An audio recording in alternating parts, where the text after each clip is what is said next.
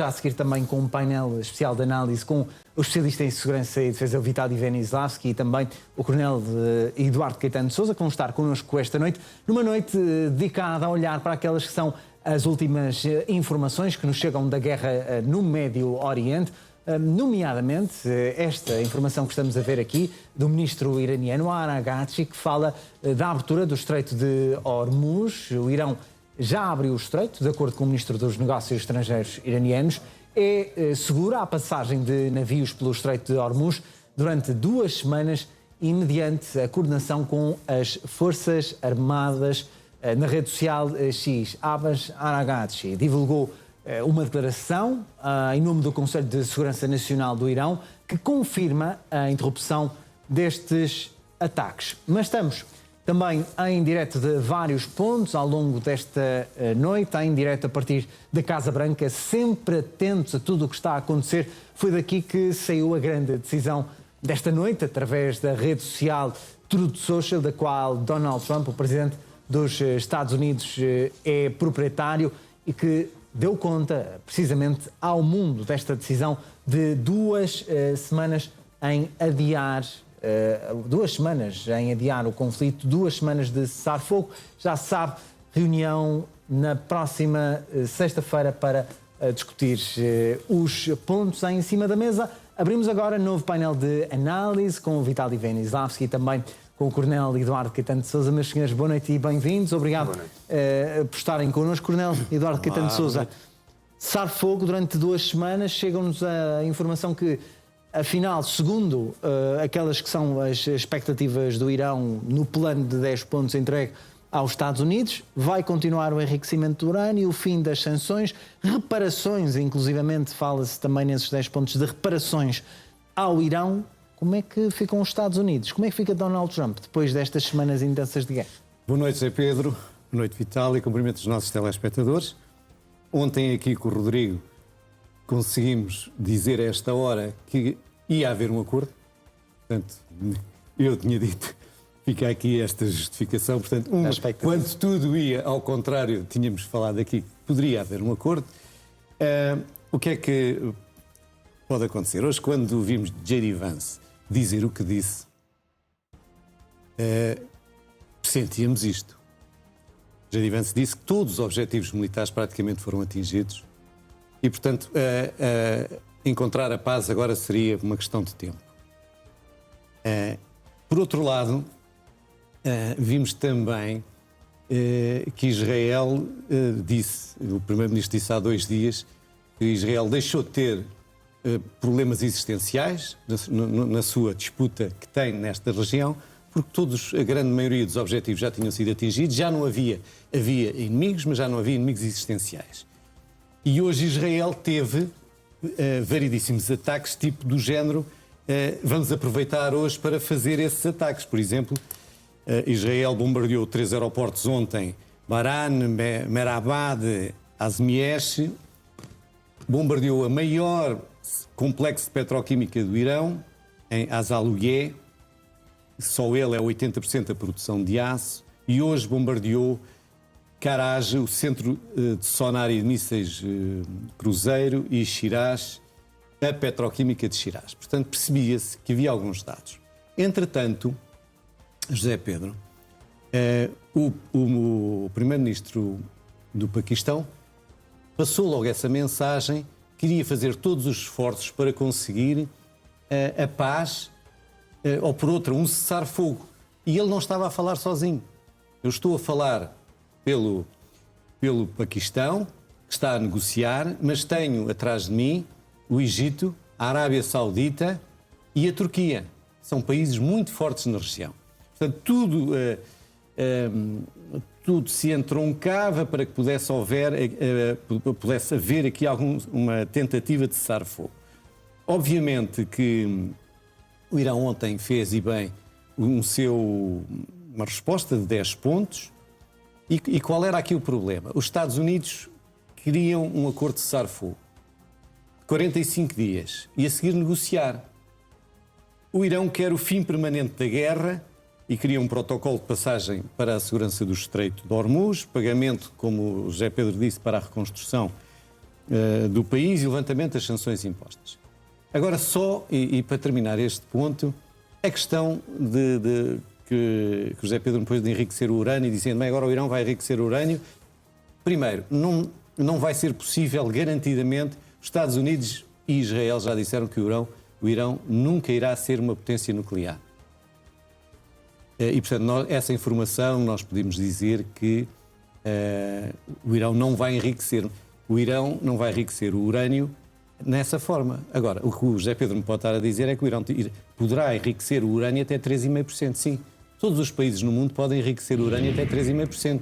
Até Portugal, se quiser enriquecer o urânio. Entretanto, Sr. Coronel, só para lhe dizer que as bolsas de Tóquio e de Seul já abriram, a subir cerca de 5%, e já há também reflexos no petróleo, já com o Brent a cair mais de 15% para cerca de $92. São as primeiras consequências económicas do que está a acontecer nos mercados. É excelente notícia, portanto a paz é sempre uma boa notícia. Agora, aqui há várias nuances. A questão eu estava a falar do enriquecimento, isso não irá acontecer, a arquitetura de segurança no Estreito vai ser muito falada, os países árabes querem garantias de segurança, portanto há muita água a correr por baixo destas pontes todas. Agora o que importa aqui é ir encontrar meio de chegar a um acordo de cessar-fogo. O Irão, é verdade, não podemos agora embandeirar em arco. O Irão tem a marinha destruída, tem o exército destruído, tem os portos destruídos, vai levar décadas a recuperar a sua economia, não recupera a economia de um dia para o outro, vai ter sanções se não conseguir chegar à paz. Portanto, não podemos transformar um país que está neste estado, isto é, imaginar que na Segunda Guerra Mundial, agora a Alemanha se defendeu até quase ao último minuto, iria ganhar a guerra. Não, não é isso que acontece. O que acontece é agora haver um cessar-fogo, haver negociações e os Estados Unidos perceberem, José Pedro, que tipo de vitória eventualmente vão ter. Vão ter uma vitória, há vários tipos de vitória. Vão ter uma vitória confusa? Se calhar vão. Vão ter uma vitória limitada com acordo? É possível. Vão ter uma vitória total? É difícil. E, portanto, há agora aqui que negociar, e é isto é que é muito importante, negociar com todos os países envolvidos no Golfo, nomeadamente a Arábia Saudita e os Emirados Árabes Unidos, que estão muito preocupados, e depois há outras questões laterais. A guerra no Líbano, qual é o posicionamento de Israel perante esta guerra, vai continuar, não vai continuar, aliás, etc. Sr. Coronel, já que toca no Líbano, há, entretanto, uma informação que nos chega através do primeiro-ministro do Paquistão, que afirma que o acordo de cessar-fogo inclui também o Líbano e outros locais e confirma as negociações de sexta-feira. O primeiro-ministro do Paquistão afirmou que o acordo de cessar-fogo entre o Irão e os Estados Unidos, juntamente com os seus aliados, inclui o Líbano. Sim. Vitali, como é que havia essa dúvida? Porque sabemos que os Estados Unidos, a guerra era Estados Unidos, Israel contra o Irão, mas depois Israel é que estava envolvido na guerra contra o Líbano. Eram aqui dois pontos diferentes. Como é que vês esta postura por parte do primeiro-ministro paquistanês? Não, isso era uma imposição do Irão, ou seja, não fazia parte dos 10 pontos. Portanto, o que nós temos é fazer assim uma cronologia muito rápida também para os nossos telespectadores. Os Estados Unidos emitem os 14+1, pontos que o Irão rejeita. Como resposta, o Irão emite os 10 pontos que os Estados Unidos rejeitam, se bem que aquela declaração de Donald Trump deixa as coisas um pouco entreabertas, que é uma base a partir da qual se pode negociar, ou seja, que os Estados Unidos tomaram em consideração, mas depois é o trabalho do Paquistão em tentar unificar as duas coisas num documento muito ambíguo que vai fazer por fases o início, ou seja, uma declaração de intenções, digamos assim, que vai permitir aos dois lados beligerantes iniciarem um processo de negociação de paz e durante esse processo há um cessar-fogo. E nessas circunstâncias o Irão emitiu também que há uma condição fundamental para eles, que é nesse pré-acordo haver uma menção, um cessar-fogo também no sul do Líbano e não só no sul do Líbano, desculpa, José Pedro, mas sobretudo um cessar-fogo regional, ou seja, que inclua todos os membros do eixo da resistência, que inclua o Irão e que o Irão também não vai atacar os outros países. Portanto, é um cessar-fogo completo na região inteira, como garantia de que se vai abrir o Estreito de Hormuz. Entretanto, Donald Trump partilhou, através da rede social Truth Social, a declaração do Ministro dos Negócios Estrangeiros, a declaração que confirma o acordo de cessar-fogo, foi partilhada através da rede Truth Social. Isto pode-nos indicar, porque Donald Trump acabou de partilhar, como vemos através desta imagem, Donald Trump acabou por partilhar aquela que foi a declaração do ministro iraniano, a afirmar que iria abrir de imediato o Estreito de Hormuz, e partilhou Arghachi expressou na declaração gratidão e apreço de Teherão para com o Paquistão e os seus líderes pelos seus esforços incansáveis para pôr fim à guerra na região. Se os ataques contra o Irão forem interrompidos, as nossas poderosas Forças Armadas cessarão as suas operações defensivas. Isto foi o que disse o Ministro dos Negócios Estrangeiros e acrescentou que nas próximas 2 semanas a passagem pelo Estreito de Hormuz será possível. O facto de Sr. Coronel de Donald Trump partilhar é de certa forma a dar a entender que isto é uma vitória, podemos encarar assim, para os Estados Unidos? Não, eu julgo que a vitória importante agora é terminar a guerra ou por outra, o que o Irão quer, e a grande dificuldade que havia aqui é que os Estados Unidos querem um cessar-fogo e discutir durante 45 dias, que era no primeiro plano, e o Irão quer o fim permanente da guerra. E o Irão diz isto porque diz assim, não vale a pena agora começarmos a reconstruir o Irão e daqui a 9 meses haver nova guerra e Israel tornar a bombardear o Irão, e portanto voltamos ao princípio, porque já tivemos a de junho do ano passado, agora temos esta, para o ano poderíamos ter outra guerra, e portanto isto era cíclico. E portanto o Irão quer o fim permanente da guerra e quer, a propósito do Estreito de Hormuz, quer que haja um protocolo. Aliás, todos os países agora árabes da região que exportam petróleo e exportam gás natural querem um protocolo, querem garantias de segurança. E, portanto, a passagem agora no Estreito de Hormuz, o Irão não podemos pensar que vai dominar tudo, porque não vai, porque já não tem meios para dominar tudo. E os outros países, nomeadamente a Arábia Saudita, quer garantias de segurança. E quer garantias de segurança, quem é que as pode dar? Em princípio terá os Estados Unidos que terão que dar essas garantias de segurança. Ou seja, tudo agora vai ser negociado. O Irão, apesar desta retórica, não pode também ele cantar a vitória. A vitória dele é ter resistido.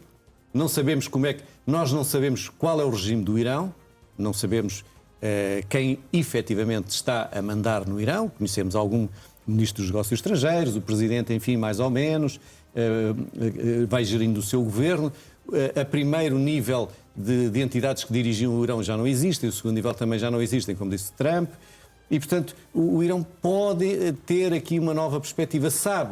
O Irão também sabe que, neste momento, todos os países árabes são seus inimigos, estão numa posição muito defensiva perante o Irão e, portanto, ele precisa de conquistar, enfim, uma boa relação com os países da região. Não é só com o Hezbollah ou com o Hamas, ele precisa de ter boa relação com os Emirados Árabes Unidos e mesmo até com o Paquistão, enfim, que é aqui assume uma posição liderante. Portanto, estamos numa situação muito interessante agora no Médio Oriente, no sentido de se poder chegar a um caminho de paz. É preciso também perceber como é que Israel vai reagir.